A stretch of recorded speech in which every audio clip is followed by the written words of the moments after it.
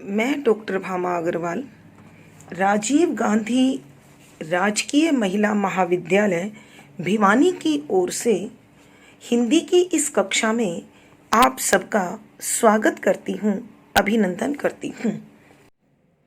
प्यारे बच्चों, आइए आज हम अपनी पाठ्य पुस्तक आधुनिक हिंदी कविता में संकलित राष्ट्र कवि मैथिली शरण गुप्त द्वारा रचित जयद्रथ वध नामक कविता का अध्ययन करते हैं।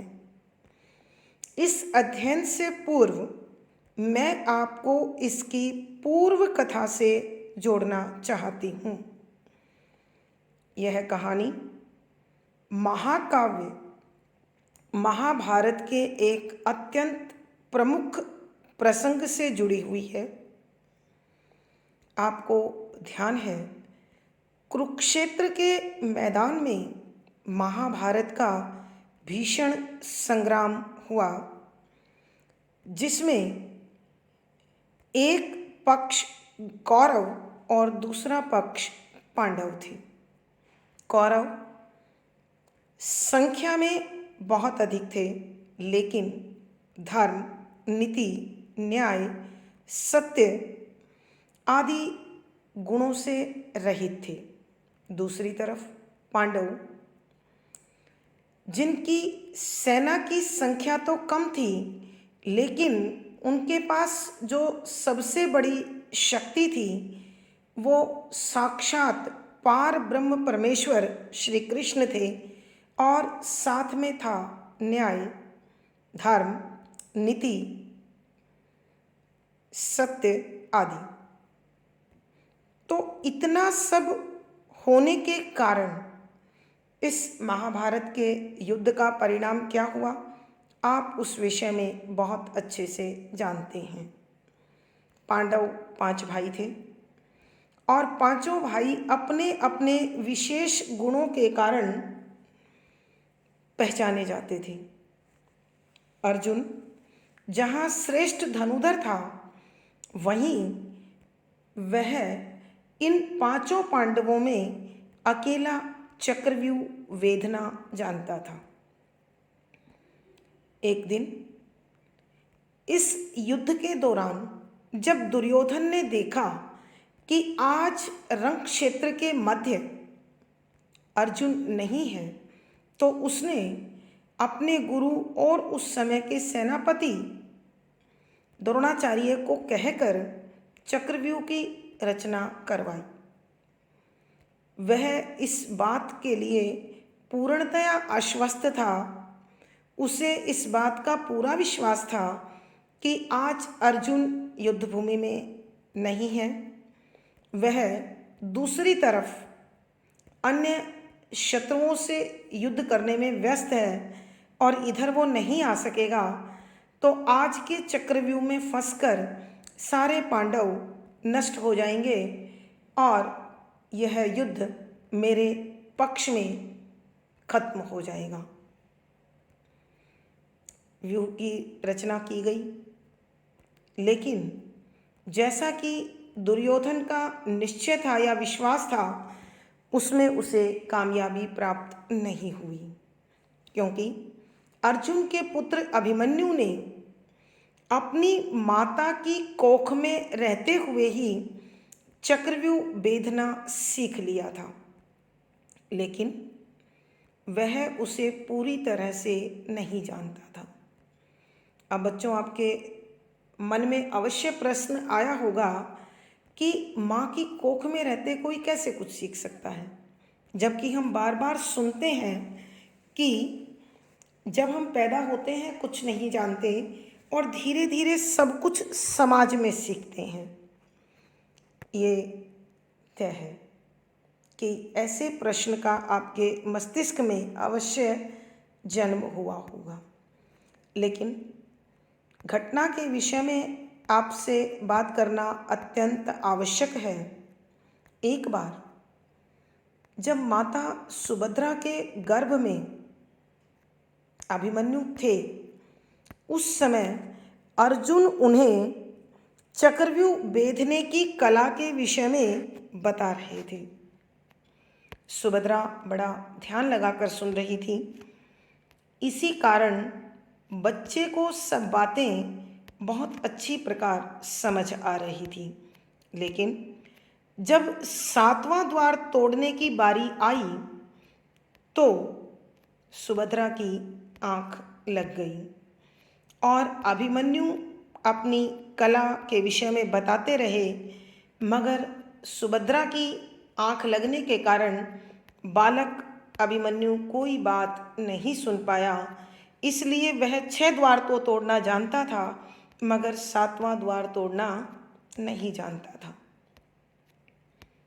जब चक्रव्यूह की रचना के विषय में उसे जानकारी हुई तो पांडव दल में जो चिंता का विषय बना हुआ था उसे दूर करने के लिए अभिमन्यु ने महाराज युधिष्ठिर से चक्रव्यूह में प्रवेश करने की इजाजत मांगी।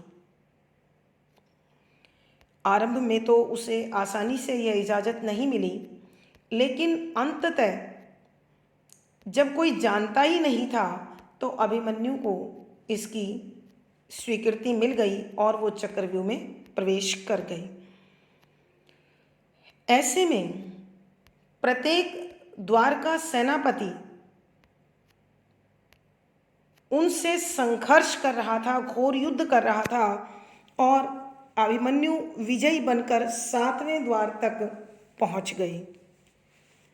युद्ध के नियम के विरुद्ध वहां 7 सेनापतियों ने उन्हें घेर लिया और जयद्रथ की गदा के प्रहार से अभिमन्यु का निधन हो गया। वह वीरगति को प्राप्त हो गया। शाम को जब अर्जुन अपने शिविर में लौटे तो उन्हें अभिमन्यु की शहादत का पता चला और अर्जुन बहुत दुखी हुए। अतः उन्होंने प्रतिज्ञा कर ली कि कल सूर्यास्त से पूर्व मैं जयद्रथ का वध कर दूंगा, और यदि ऐसा न कर पाया तो शाम को अपने आप को जिंदा चिता में जला दूंगा।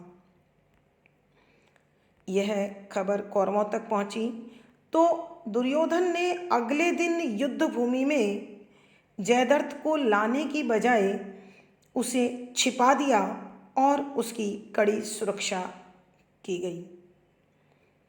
दिन बीतने लगा। श्री कृष्ण ने जब देखा कि उनका प्यारा मित्र अर्जुन अब चिता में जलने को तैयार हो जाएगा तो उन्होंने एक लीला रची और सूर्य देव को बादलों से ढक दिया।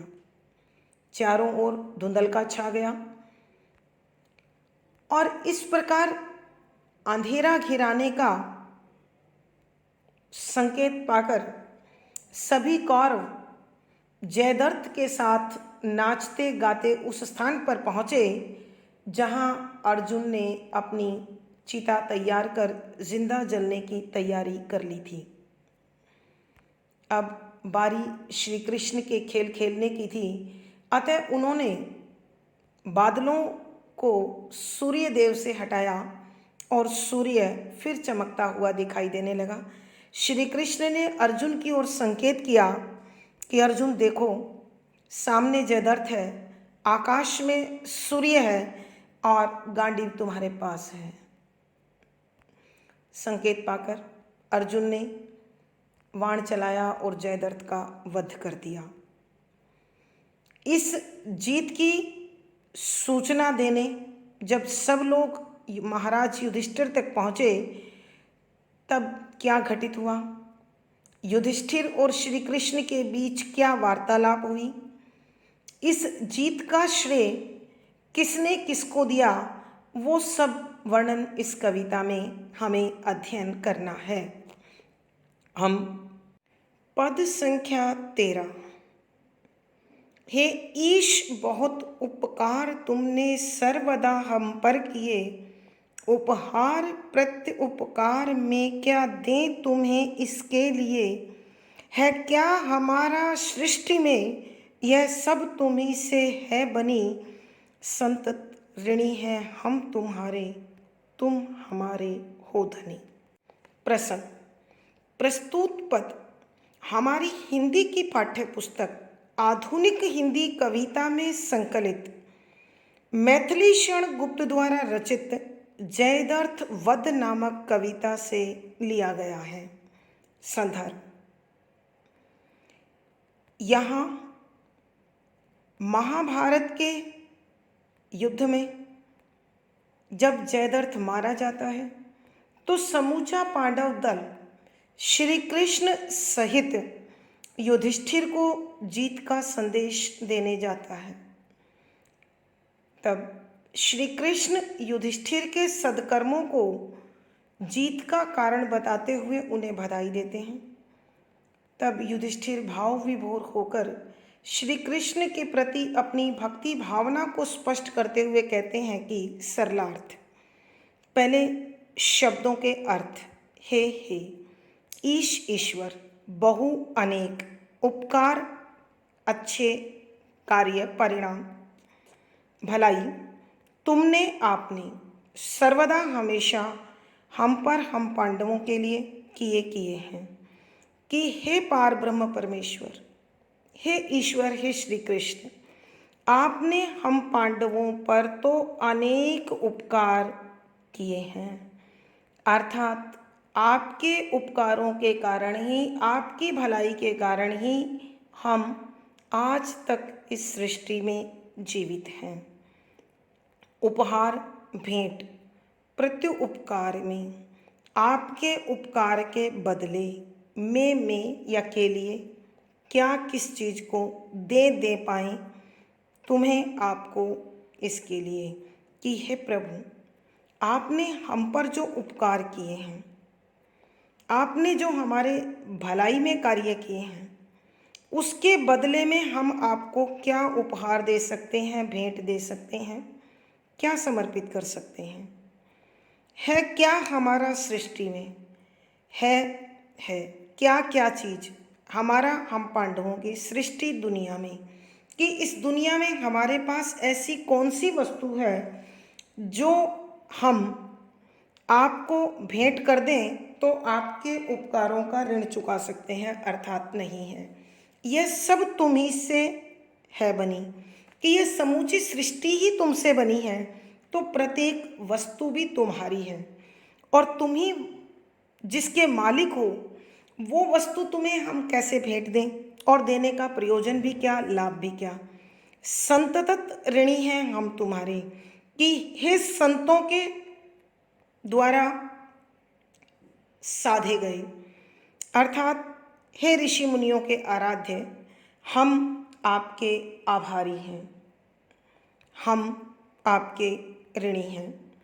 तुम हमारे हो धनी, कि हम इतना ही कहेंगे कि आप हमारे स्वामी हैं, धनी स्वामी हैं, और हम पांडव आपके सेवक हैं। एक बार फिर दोबारा कर रही हूँ बच्चों, ध्यान दीजिए कि हे प्रभु, आपने हम पर बहुत सारे उपकार किए हैं और हमेशा से करते रहे हैं। इस संसार में यदि पांडवों की कोई पहचान है, जीवन है, तो वो आपकी कृपा के कारण है। आपके इन महान उपकारों के बदले में प्रभु, हम आपको क्या उपहार दे सकते हैं, भेंट दे सकते हैं। हमारा तो इस संसार में आपके सिवा कुछ नहीं है। यह सृष्टि आपकी है, आपसे बनी है, आप में ही समाई हुई है। तो इस सृष्टि में जो भी वस्तु हमें दिखाई दे रही है, वो सब आपकी है। कि हे संतों के इष्ट, हे महान आत्मा, हम तो सिर्फ इतना कह सकते हैं कि आप हमारे स्वामी हैं और हम आपके सेवक हैं। कवि के कहने का भाव यह है कि युधिष्ठिर का ऋण रोम रोम श्री कृष्ण का ऋणी है। बड़े उदार और कृतज्ञ भाव से युधिष्ठिर श्री कृष्ण को अपना सर्वस्व समर्पित कर रहे हैं। विशेष यहाँ ईश्वर के उस विशिष्ट रूप का वर्णन किया गया है जिसमें तीनों लोग समाये हुए हैं और ईश्वर आदि अंत के अथवा हर प्रकार के बंधन से मुक्त हैं। शुद्ध साहित्यिक खड़ी बोली है, भक्ति रस प्रसाद गुण है, लक्षणा शब्द शक्ति है, वर्णात्मक स्वरूप है, तुकांत छंद और गेय शैली है। अलंकार देखें बच्चों, हे ईश संबोधन अलंकार, उपकार उपहार, ये है अनुप्रास अलंकार, क्या प्रश्न अलंकार। इस पद में अनुप्रास है, प्रश्न है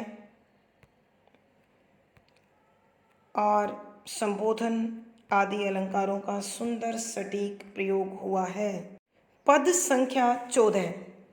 जय दीन बंधु सौख्य सिंधु देव देव दया निधे, जय जन्म मृत्यु विहीन शाश्वत विश्व वंद्य महाविधे, जय पूर्ण पुरुषोत्तम जनार्दन जगन्नाथ जगतपते, जय जय विभो अच्युत हरे मंगलते मायापते। प्रसंग पूर्ववत।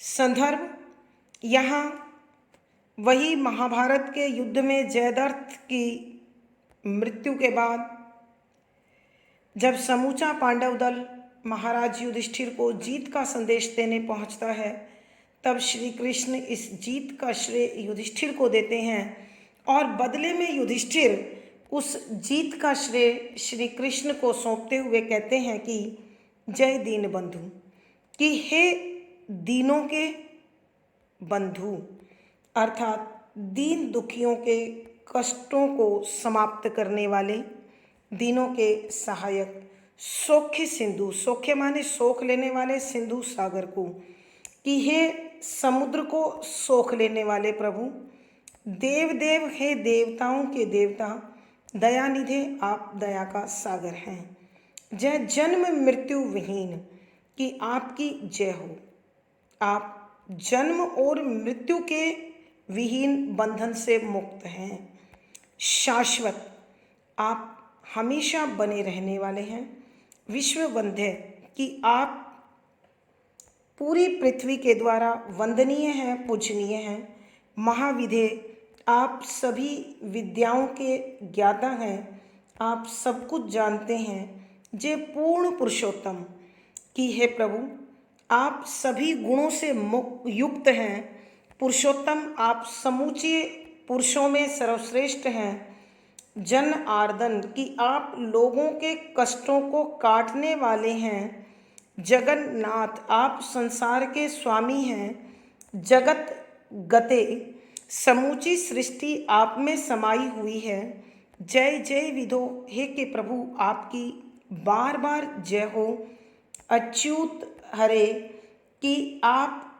वो हैं जो समय के प्रभाव से मुक्त हैं, अर्थात आप अजर हैं, अमर हैं, अखंड हैं, आपका कभी नाश नहीं होगा, और आप अच्युत हरे, कि आप इस संसार के सभी प्रकार के विनाश का हरण करने वाले हैं, मंगलते आप सभी का कल्याण करते हैं, मंगलकारी हैं, मायापते आप माया के स्वामी हैं। एक बार फिर कर रही हूँ प्रभु के स्वरूप का वर्णन। बच्चों ध्यान दीजिए। युधिष्ठिर कहने लगे कि हे प्रभु आप दीन दुखी लोगों के मित्र हैं, उनके साथी हैं, आप समुद्र को सोखने की क्षमता रखते हैं, आप देवताओं के भी देवता हैं, आप दया के सागर हैं, आप जन्म और मृत्यु के बंधन से रहित हैं, आप हमेशा बने रहने वाले शाश्वत सनातन हैं, आप समूचे विश्व द्वारा पूजे जाते हैं, आप सभी प्रकार की विद्याओं से युक्त हैं, आप पूर्ण हैं और सभी पुरुषों में सर्वश्रेष्ठ हैं, आप प्रत्येक प्राणी के कष्ट को काटने वाले, नाश करने वाले हैं, आप जगत के स्वामी हैं, आप समूची सृष्टि को अपने अंदर समाये हुए हैं, हे प्रभु आपकी जय हो, जय हो, आप इस संसार में कभी भी नष्ट नहीं होंगे, अर्थात आप सदैव बने रहेंगे और आपकी कृपा से किसी का अनिष्ट अमंगल नहीं होगा। आप शुभ फलदायी हैं और आप मायापति हैं, अर्थात आप माता लक्ष्मी के स्वामी हैं। कवि के कहने का भाव यह है कि प्रभु आप अनेक गुणों से युक्त हैं और हमारे सहायक हैं। यह हमारा सौभाग्य है। विशेष यहाँ श्री कृष्ण के शाश्वत सनातन रूप का वर्णन किया गया है।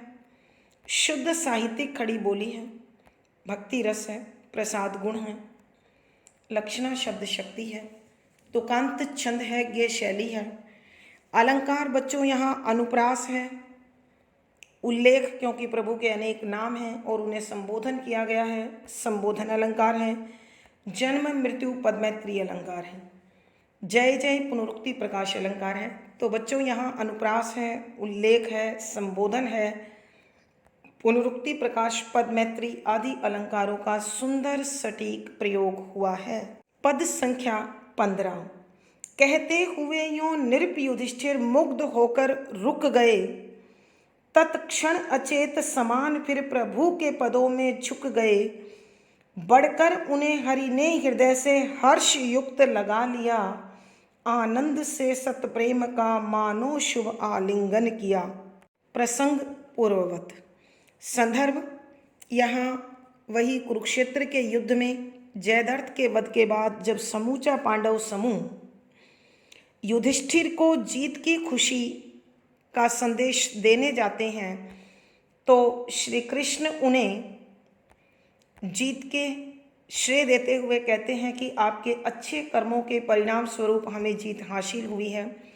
तब युधिष्ठिर श्री कृष्ण को अपनी जीत का समूचा श्रेय सौंप देते हैं और कहते हैं, कहते हुए यों नृप युधिष्ठिर, कहते हुए इस प्रकार का वर्णन करते हुए, यों इस प्रकार से नृप राजा युधिष्ठिर महाराज युधिष्ठिर मुग्ध होकर रुक गए कि वो इतने अधिक भाव विभोर हो गए, मुग्ध हो गए, मोहित हो गए कि उन्हें शब्द नहीं मिले कि अब वो आगे क्या कहे। कि इस प्रकार श्री कृष्ण के स्वरूप का चित्रण करते करते एक स्थान पर आकर महाराज युधिष्ठिर चुप हो गए कि उन्हें समझ नहीं आ रहा था कि श्री कृष्ण की वंदना में, स्तुति में वो और क्या कहे।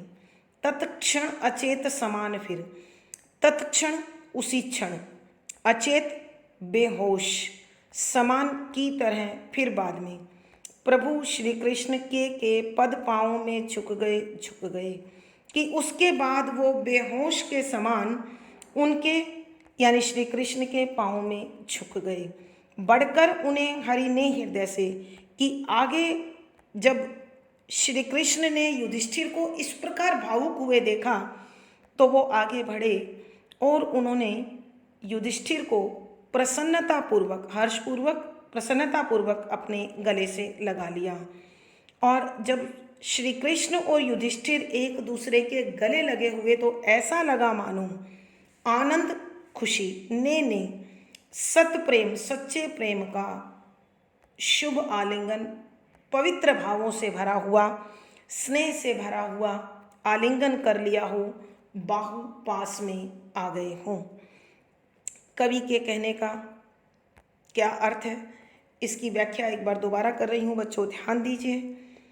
युधिष्ठिर जब श्री कृष्ण की वंदना कर रहे थे, स्तुति कर रहे थे, तो अचानक एक बार इस प्रकार चुप हो गए मानो उन्हें आगे बोलने के लिए शब्द प्राप्त ना हो रहे हों। उसी क्षण वो बेहोश के समान, अचेत के समान प्रभु के चरण कमलों में झुक गए, वहाँ बैठ गए। जब श्री कृष्ण ने युधिष्ठिर को इस प्रकार भावुक अवस्था में देखा तो वो आगे बढ़े और उन्होंने प्रसन्नतापूर्वक युधिष्ठिर को अपने गले से लगा लिया। श्री कृष्ण और युधिष्ठिर एक प्रकार से या इस प्रकार से एक दूसरे के आलिंगन में आए मानो खुशी और सच्चा प्रेम एक दूसरे की बाहों में समाया हुआ हो। कवि के कहने का भाव यह है कि जहाँ सच्चा प्रेम होता है, सच्ची खुशी भी वहीं पर होती है। विशेष यहाँ भगवान श्री कृष्ण की उदारता, बड़प्पन और श्रेष्ठता का वर्णन किया गया है। शुद्ध साहित्यिक खड़ी बोली है, भक्ति रस प्रसाद गुण है।